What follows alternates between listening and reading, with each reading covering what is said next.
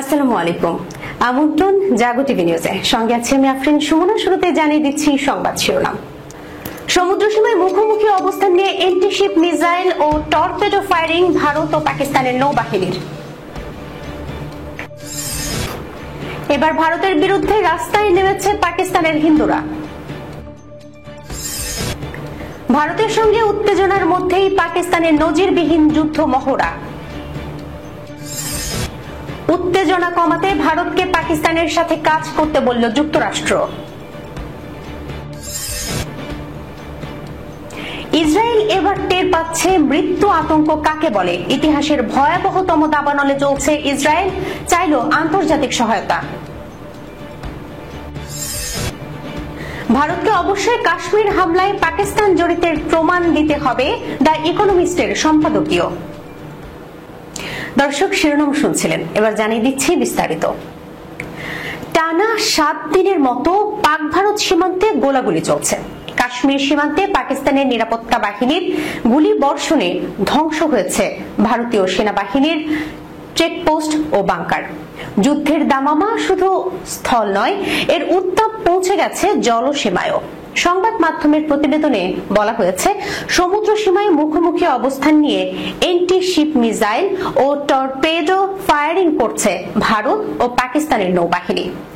আরব সাগরে একটি উল্লেখযোগ্য ঘটনা হিসেবে ভারত ও পাকিস্তান প্রায় একই সময়ে একে অপরের সমুদ্র সীমায় মুখোমুখি অবস্থানে নৌ মহড়া পরিচালনা করছে। ভারতীয় নৌবাহিনী 30 এপ্রিল থেকে 3 মে পর্যন্ত গুজরাট উপকূলে তাদের সামুদ্রিক অনুশীলন চালাচ্ছে, যা তাদের সমুদ্র সীমার প্রায় 85 নটিক্যাল মাইল ভেতরে অবস্থান বজায় রেখে পরিচালিত হচ্ছে। এদিকে সমুদ্রের ওপারে পাকিস্তানও 30 এপ্রিল শুরু করে 2 মে পর্যন্ত নিজস্ব নৌ মহড়া করছে। পাকিস্তান নৌবাহিনী আরব সাগরে ব্যাপক আকারের লাইভ ফায়ারিং মহড়া পরিচালনা করেছে। করাচি উপকূলের দক্ষিণে পাকিস্তানের একচেটিয়া অর্থনৈতিক অঞ্চলে এই সামরিক অনুশীলন অনুষ্ঠিত হয়। পাকিস্তান নৌবাহিনী তাদের সামরিক প্রস্তুতি ও আক্রমণাত্মক সক্ষমতা প্রদর্শনের জন্য এই মহড়ার আয়োজন করেছে। মহড়ায় বিভিন্ন নৌযান, সাবমেরিন ও নৌ বিমান অংশগ্রহণ করেছে। বিশেষ করে এন্টি শিপ মিসাইল ও টর্পেডো ফায়ারিং এর মাধ্যমে তারা তাদের দূরপাল্লার আক্রমণ ক্ষমতা পরীক্ষা চালাচ্ছে। পাকিস্তানের এই মহড়া চলাকালীন ভারতীয় নৌবাহিনীও গুজরাট উপকূলে তাদের নিজস্ব যুদ্ধ অনুশীলন চালাচ্ছে। দুই দেশের নৌবাহিনী প্রায় একই সময়ে আরব সাগরে তাদের শক্তি প্রদর্শন করায় অঞ্চলে নিরাপত্তা পরিস্থিতি নিয়ে নতুন করে উদ্বেগ তৈরি হয়েছে। যদিও উভয় দেশের জন্য এমন সামরিক অনুশীলন নিয়মিত ঘটনা, কিন্তু 22 এপ্রিল পেহেলগাঁওয়ে হামলায় 26 নিরীহ মানুষ নিহত হওয়ার পর এই অনুশীলনের সময় ও নৈকট্য নজর কেড়েছে। উভয় দেশের মধ্যে উত্তাপ বাড়লেও এখনো পর্যন্ত সরাসরি কোনো সংঘর্ষের ঘটনা ঘটেনি।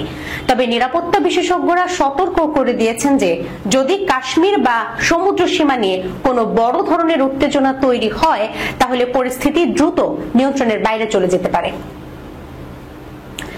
কাশ্মীরের পেহেলগাঁওয়ে সন্ত্রাসী হামলায় পাকিস্তানে জড়িত থাকার অভিযোগে ভারতের করা মন্তব্যের প্রতিবাদে বেলুচিস্তানের কোয়েটা শহরে শান্তিপূর্ণ বিক্ষোভ করেছে পাকিস্তানের হিন্দু সম্প্রদায়ের সদস্যরা। বুধবার 1 মে অনুষ্ঠিত এই কর্মসূচি আয়োজনে নেতৃত্ব দেন প্রাদেশিক পরিষদের পিপিপি মনোনীত সংখ্যালঘু সদস্য সঞ্জয় কুমার। খবর দিয়েছে দৈনিক ডন। বিস্তারিত জানাচ্ছেন সিদ্দিকুর রহমান। বিক্ষোভে অংশগ্রহণকারী নারী ও পুরুষেরা ভারতের যুদ্ধোন্মাদ ও আগ্রাসী প্রধানমন্ত্রী নরেন্দ্র মোদীর বিরুদ্ধে এবং ভারত বিরোধী নানা স্লোগান সহ প্ল্যাকেট ও ব্যানার বহন করেন। বিক্ষোভকারীরা কোয়েটার প্রধান সড়ক প্রদক্ষিণ করে প্রেস ক্লাবের সামনে একত্রিত হন। বক্তব্যে সঞ্জয় কুমার বলেন, পাকিস্তানের হিন্দু সম্প্রদায় দেশের নিরাপত্তা ও সার্বভৌমত্ব রক্ষায় সেনাবাহিনীর পাশে রয়েছে। ভারত যদি আগ্রাসনের পথে হাঁটে, তবে 1 কোটিরও বেশি হিন্দু নাগরিক সেনাবাহিনীর পাশে দাঁড়াবে। তিনি আরও বলেন, পাকিস্তান সন্ত্রাসে বিশ্বাস করে না, বরং এমন হামলার পেছনে ভারতের উদ্দেশ্য পাকিস্তানকে আন্তর্জাতিক পরিসরে হেয় প্রতিপন্ন করা। বিক্ষোভে অংশ নেওয়া নারী নেত্রীরা ভারতের তরফ থেকে সিন্ধু নদীর পানি সরবরাহ বন্ধের ঘোষণারও কড়া সমালোচনা করেন। তারা বলেন, সিন্ধু চুক্তি লঙ্ঘন করে পানি বন্ধ করা শুধু আন্তর্জাতিক আইন নয়, মানবাধিকারের লঙ্ঘন। এটি একটি নরম আগ্রাসনের প্রকাশ। সমাবেশটি শান্তিপূর্ণভাবেই শেষ হয়। আয়োজকেরা জানান, ভারতের ভিত্তিহীন ও উদ্দেশ্য প্রণোদিত অভিযোগের বিরুদ্ধে ভবিষ্যতেও তারা প্রতিবাদ জানাতে থাকবে।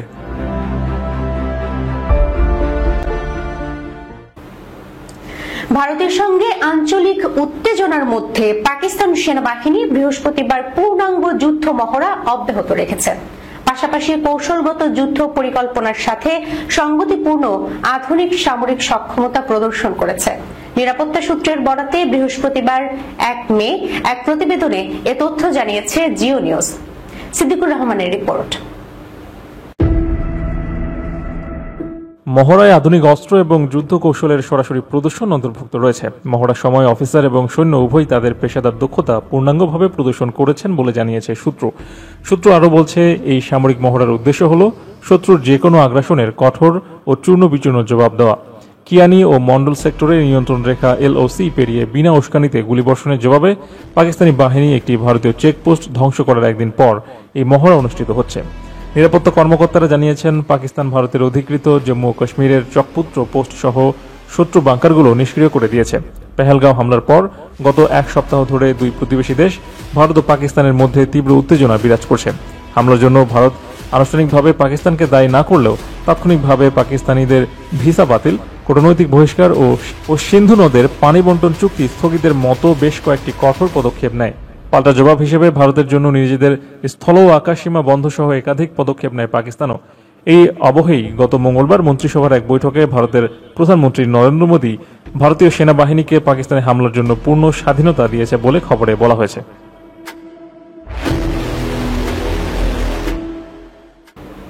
উত্তেজনা কমাতে ভারতকে পাকিস্তানের সাথে কাজ করতে বলল যুক্তরাষ্ট্র।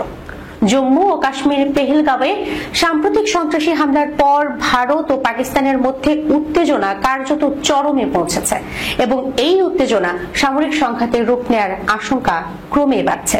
এমন অবস্থায় কাশ্মীরের উত্তেজনা কমাতে ভারতকে পাকিস্তানের সাথে কাজ করতে বলেছে যুক্তরাষ্ট্র। বিস্তারিত ডেস্ক রিপোর্টে।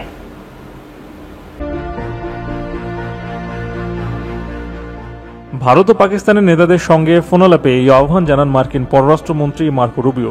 বুধবার 30 এপ্রিল রাতে এক প্রতিবেদনে এই তথ্য জানিয়েছে বার্তা সংস্থা রয়টার্স এবং সংবাদ মাধ্যম TRT গ্লোবাল। প্রতিবেদনে বলা হয়েছে, কাশ্মীরের পেহেলগামে সম্প্রতি সন্ত্রাসী হামলায় 26 জন নিহত হওয়ার পর ভারত ও পাকিস্তানের মধ্যে নতুন করে উত্তেজনা শুরু হয়েছে। এই পরিস্থিতিতে যুক্তরাষ্ট্রের পররাষ্ট্রমন্ত্রী মার্কো রুবিও দুই দেশের শীর্ষ নেতাদের সঙ্গে আলাদা করে ফোনে কথা বলেছেন এবং উত্তেজনা কমানোর আহ্বান জানিয়েছেন। ফোনালাপের বিষয়ে মার্কিন পররাষ্ট্র দপ্তর থেকে দেওয়া পৃথক বিবৃতিতে এই তথ্য জানানো হয়েছে। ভারতের পররাষ্ট্রমন্ত্রী S জয়শঙ্করের সঙ্গে ফোনে কথা বলার সময় মার্কো রুবিও বলেন, তিনি পেহেলগাম হামলায় নিহতদের জন্য দুঃখ প্রকাশ করেছেন এবং যুক্তরাষ্ট্র সন্ত্রাসবাদের বিরুদ্ধে ভারতের সঙ্গে কাজ করতে প্রতিশ্রুতিবদ্ধ। তবে তিনি আরও বলেন, ভারত যেন পাকিস্তানকে অভিযুক্ত করার আগে সতর্ক থাকে, কারণ এখনও পর্যন্ত ভারত এই হামলায় পাকিস্তানের সম্পৃক্ততার কোনো প্রমাণ প্রকাশ করেনি। মার্কিন পররাষ্ট্র দপ্তরের মুখপাত্র ট্যামি ব্রুস এক বিবৃতিতে বলেন, পররাষ্ট্রমন্ত্রী পেহেলগামে ভয়াবহ সন্ত্রাসী হামলায় প্রাণহানির জন্য দুঃখ প্রকাশ করেছেন এবং সন্ত্রাসবাদের বিরুদ্ধে ভারতের সঙ্গে সহযোগিতার জন্য যুক্তরাষ্ট্রের প্রতিশ্রুতি পুনর্ব্যক্ত করেছেন। তিনি দক্ষিণ এশিয়ায় উত্তেজনা কমাতে এবং শান্তি ও নিরাপত্তা বজায় রাখতে ভারতকে পাকিস্তানের সঙ্গে কাজ করার জন্য আহ্বান করেছেন। জবাবে প্রধানমন্ত্রী শেহবাজ শরীফ বলেন, ভারতের উস্কানিমূলক আচরণ শুধু উত্তেজনাই বাড়াচ্ছে এবং পাকিস্তানের সন্ত্রাস বিরোধী প্রচেষ্টাকে বিভ্রান্ত করছে। তিনি যুক্তরাষ্ট্রের প্রতি আহ্বান জানান যেন তারা ভারতের উপর দায়িত্বশীল আচরণ ও ভাষার ব্যবহার নিশ্চিত করতে চাপ প্রয়োগ করেন।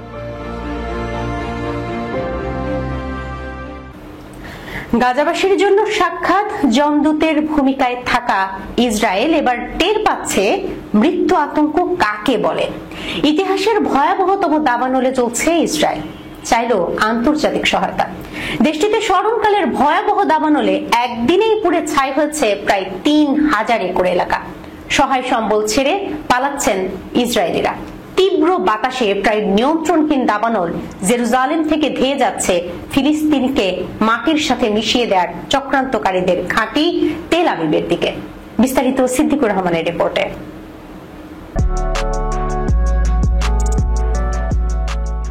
নিজেদের ইতিহাসের সবচেয়ে ভয়াবহ দাবানলে পুড়ছে ইসরায়েল। আগুনের তীব্রতা এতটাই বেশি যে এরই মধ্যে বেশ কয়েকটি এলাকা পুরোপুরি খালি করতে বাধ্য হয়েছে কর্তৃপক্ষ। বন্ধ করে দেওয়া হয়েছে গুরুত্বপূর্ণ রাস্তাও। শুষ্ক আবহাওয়া ও প্রবল বাতাসের কারণে দাবানল নিয়ন্ত্রণে হিমশিম খাচ্ছেন দমকল কর্মীরা। ইসরায়েলের প্রতিরক্ষা মন্ত্রী একে জাতীয় জরুরি অবস্থা বর্ণনা করে আন্তর্জাতিক সহায়তা চেয়েছেন। স্থানীয় ফায়ার সার্ভিস প্রধান সমলিক ফ্রিডম্যান বলেছেন, এটি সম্ভবত ইসরায়েলের ইতিহাসে সবচেয়ে বড় দাবানল। তিনি সতর্ক করে বলেন, ঘন্টায় 60 মাইলের বেশি গতির বাতাস পরিস্থিতি আরও খারাপ করে তুলতে পারে। দাবানলের কারণে বন্ধ করে দেওয়া হয়েছে তেল আবিব ও জেরুজালেমকে সংযুক্ত করা প্রধান সড়ক রুট 1। সামাজিক যোগাযোগ মাধ্যমে ছড়িয়ে পড়া ভিডিওতে দেখা যায় মানুষ ধোঁয়ার মধ্যে হেঁটে রাস্তা পার হচ্ছে। পরবর্তীতে জরুরি সহায়তা কর্মীরা ফাঁকা গাড়ির সারির মাঝে ছুটে বেড়াচ্ছেন, কেউ আটকা পড়ে আছে কিনা তা খুঁজে দেখছিলেন। দাবানলের উৎস কি তা এখনও জানা যায়নি। ফ্রিডম্যান বলেন, আমরা আগুন নিয়ন্ত্রণ থেকে এখনও অনেক দূরে রয়েছি। দাবানল ইসরায়েলের বিভিন্ন স্থানে সক্রিয় রয়েছে, বিশেষ করে নেভে শালোম শহরের কাছে আগুনের তীব্রতা বেশি। এক ভিডিওতে দেখা যায় আগুন ছড়িয়ে পড়েছে ব্যস্ত মহাসড়কের পাশেও। দাবানল মোকাবেলায় ইউরোপের কয়েকটি দেশের সঙ্গে যোগাযোগ করেছেন ইসরায়েলের পররাষ্ট্রমন্ত্রী গিদেওন সাআর। ইতালি ও মেসিডোনিয়া থেকে 3টি অগ্নি নির্বাপক প্লেন শীঘ্রই ইসরায়েলে পৌঁছাবে বলে জানিয়েছে দেশটির জাতীয় নিরাপত্তা পরিষদ।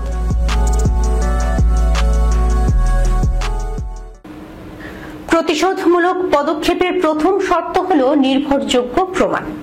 ভারতকে অবশ্যই কাশ্মীর হামলায় পাকিস্তান জড়িতের প্রমাণ দিতে হবে। দ্য ইকোনমিস্টের সম্পাদকীয়তে উঠে এসেছে এমনই তথ্য। ভারত শাসিত কাশ্মীরে গত 22 এপ্রিল সন্ত্রাসী হামলায় 26 জন নিহত হওয়ার পর ভারতীয় প্রধানমন্ত্রী নরেন্দ্র মোদী কড়া ভাষায় হুঁশিয়ারি দিয়েছেন। তিনি বলেছেন, ভারত প্রত্যেক সন্ত্রাসী ও তাদের মদতদাতাদের খুঁজে বের করবে এবং শাস্তি দেবে। 1989 সালে কাশ্মীরে ভারত বিরোধী বিদ্রোহ শুরু হওয়ার পর থেকে পর্যটকদের লক্ষ্য করে এটাই সবচেয়ে ভয়াবহ হামলা। পাশাপাশি 2019 সালে ভারতের আধা সামরিক বাহিনীর ওপর আত্মঘাতী হামলার পর কাশ্মীরে এটি সবচেয়ে প্রাণঘাতী হামলা। বিস্তারিত প্রতিবেদনে।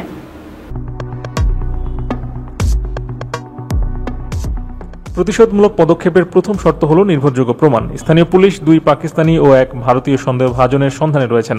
দ্য রেজিস্ট্যান্ট ফ্রন্ট নামে একটি গোষ্ঠী হামলার দায় প্রথমে স্বীকার করলেও পরে দাবি করেছে তাদের সামাজিক মাধ্যম অ্যাকাউন্ট হ্যাক হয়েছিল। 2019 সালে ভারত সরকার কাশ্মীরের বিশেষ মর্যাদা বাতিলের পর টিআরএফ প্রতিষ্ঠিত হয়। 2023 সালে একে সন্ত্রাসী সংগঠন হিসেবে চিহ্নিত করে ভারত সরকার। টিআরএফকে পাকিস্তান ভিত্তিক লস্করি তাইবার ছদ্মবেশী শাখা হিসেবে দেখেন ভারতীয় গোয়েন্দারা।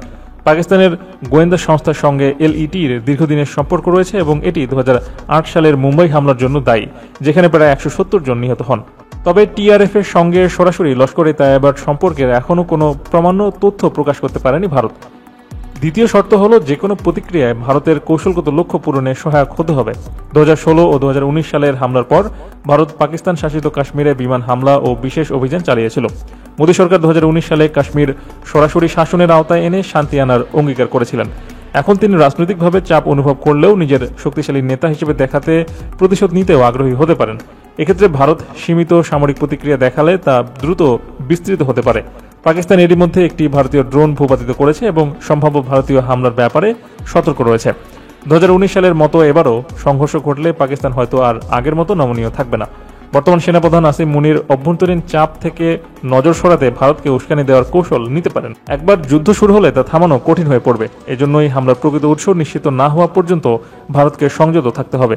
সুনির্দিষ্ট সন্ত্রাসী ঘাঁটিতে আঘাত যুক্তিসঙ্গত হতে পারে, কিন্তু পাকিস্তানি সেনা ঘাঁটিতে হামলা যদি সেনাবাহিনীর সম্পৃক্ততা নিশ্চিত প্রমাণ না হয় তা ন্যায্য হবে না।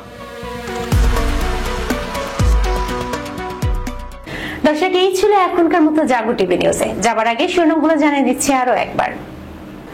সমুদ্র সীমায় মুখোমুখি অবস্থান নিয়ে এন্টিশিপ মিসাইল ও টর্পেডো ফায়ারিং ভারত ও পাকিস্তানের নৌবাহিনীর। এবার ভারতের বিরুদ্ধে রাস্তায় নেমেছে পাকিস্তানের হিন্দুরা। ভারতের সঙ্গে উত্তেজনার মধ্যেই পাকিস্তানের নজিরবিহীন যুদ্ধ মহড়া। উত্তেজনা কমাতে ভারতকে পাকিস্তানের সাথে কাজ করতে বলল যুক্তরাষ্ট্র। ইসরায়েল এবার টের পাচ্ছে মৃত্যু আতঙ্ক কাকে বলে। ইতিহাসের ভয়াবহতম দাবানলে চলছে ইসরায়েল, চাইল আন্তর্জাতিক সহায়তা। ভারতকে অবশ্যই কাশ্মীর হামলায় পাকিস্তান জড়িতের প্রমাণ দিতে হবে, দ্য ইকোনমিস্টের সম্পাদকীয়। এখনকার মতো এ পর্যন্ত। এতক্ষণ সঙ্গে থাকার জন্য ধন্যবাদ সবাইকে। আল্লাহ হাফেজ।